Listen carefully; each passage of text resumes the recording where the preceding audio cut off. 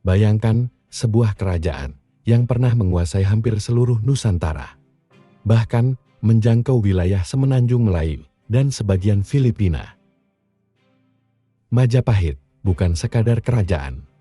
Ia adalah simbol kejayaan, kekuatan, dan warisan budaya yang hidup hingga hari ini.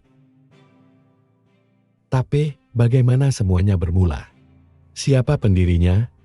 Dan bagaimana bisa kerajaan sebesar itu runtuh begitu saja? Selamat datang di kisah Majapahit. Dari awal berdiri hingga runtuh total. Kita mulai dari akhir kerajaan Singasari. Pada tahun 1292 Masehi, Jayakatwang dari Kediri memberontak dan membunuh Raja Kertanegara. Raden Wijaya, menantu sang raja, melarikan diri. Ia mencari perlindungan ke Madura dan dibantu oleh Arya Wiraraja. Di hutan Tarik, ia mendirikan sebuah pemukiman. Namanya Majapahit. Tak lama, pasukan Mongol dari Tiongkok tiba di Jawa. Tujuan mereka menghukum Jayakatwang. Raden Wijaya bekerja sama dengan Mongol. Jayakatwang dikalahkan. Lalu, dengan kecerdikannya, Raden Wijaya balik menyerang pasukan Mongol. Dan mereka pun terusir dari Jawa. Pada tahun 1293 Masehi, lahirlah Majapahit. Raden Wijaya dinobatkan sebagai raja pertama, bergelar Kertaraja Sajayawardhana.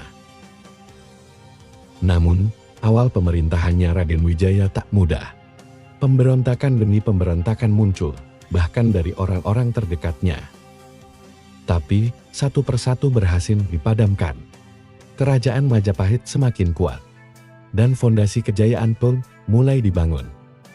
Setelah wafatnya Raden Wijaya, kekuasaan jatuh ke tangan Jayanegara, lalu ke Tribhuwana Tunggadewi, dan akhirnya ke putranya, Hayam Wuruk. Di bawah kepemimpinannya, Majapahit mencapai puncak kejayaan. Pada masa Hayam Wuruk, muncul tokoh legendaris, Mahapati Gajah Mada. Ia bukan sekedar Mahapati. Ia merupakan tokoh penting pemersatu Nusantara. Mahapati Gajah Mada, lewat Sumpah Palapa, ia bersumpah tak akan menikmati kesenangan dunia sebelum menyatukan seluruh wilayah Nusantara, dan ia menepatinya. Majapahit mencapai wilayah kekuasaan yang luar biasa. Dari Sumatera, Jawa, Bali, Kalimantan, Sulawesi, hingga ke semenanjung Melayu, bahkan sebagian Filipina. Di bawah Mahapati Gajah Mada dan Raja Hayam Wuruk, Majapahit menjadi kerajaan terbesar di Asia Tenggara. Bukan hanya kuat secara militer, kerajaan Majapahit juga makmur secara ekonomi. Kapal-kapal dagangnya yang sangat besar melintasi samudra, menjalin hubungan dengan Tiongkok, India, dan Champa. Rempah-rempah, emas, dan hasil bumi menjadi andalan. Kerajaan Majapahit menerapkan pemerintahan yang terstruktur.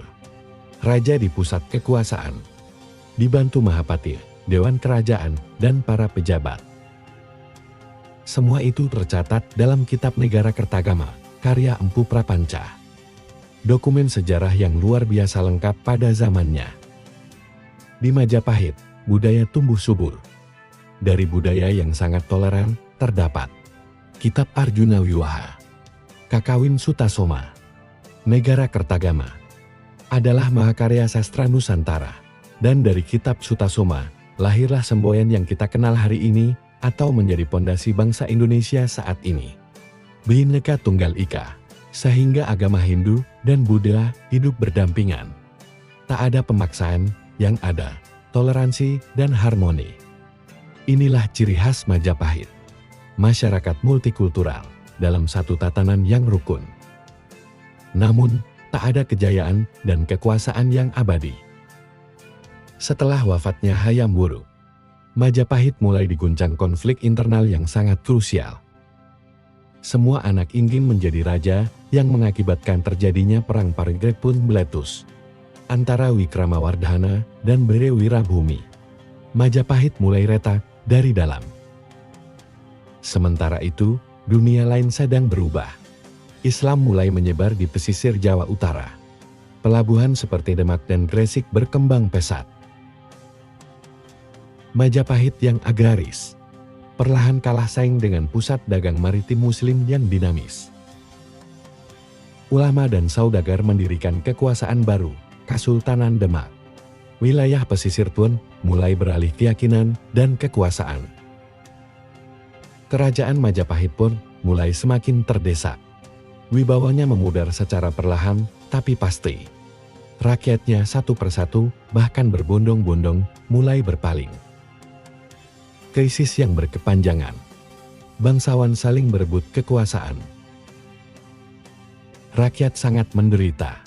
Pusat kekuasaan lemah, sehingga membuat kepercayaan terhadap kerajaan Majapahit pun runtuh. Majapahit diambang kehancuran. Pada tahun 1478 Masehi, pasukan Demak menyerang sisa-sisa kekuasaan kerajaan Majapahit yang sudah lemah. Keraton dihancurkan. Raja terakhir, Girindrawardhana, sudah tak berdaya. Majapahit pun runtuh. Namun, warisan Majapahit tak hilang. Banyak bangsawan melarikan diri ke Pulau Bali. Di sana, budaya Majapahit dilestarikan. Bahasa, seni, upacara, sistem kasta. Semuanya hidup di Bali hingga hari ini. Namun kita tidak akan pernah lupa, karena jejak Majapahit ada di mana-mana. Lambang negara Indonesia, Garuda Pancasila, terinspirasi dari lambang kerajaan Majapahit. Kata Nusantara diperkenalkan oleh Gajah Mada, dan semboyan Bhinneka Tunggal Ika lahir dari pujangga Majapahit. Majapahit mengajarkan bahwa kejayaan dibangun oleh visi, persatuan, kesatuan, dan kepemimpinan yang kuat. Kita bisa belajar dari kerajaan Majapahit bahwa jika kekuasaan hanya menjadi ajang perebutan dan rakyat diabaikan, maka kejatuhan hanya tinggal menunggu waktu. Terima kasih sudah menonton sampai akhir. Jika kamu suka sejarah seperti ini, jangan lupa klik like, subscribe, dan aktifkan lonceng notifikasi. Tulis di kolom komentar, kerajaan mana lagi yang ingin kita bahas?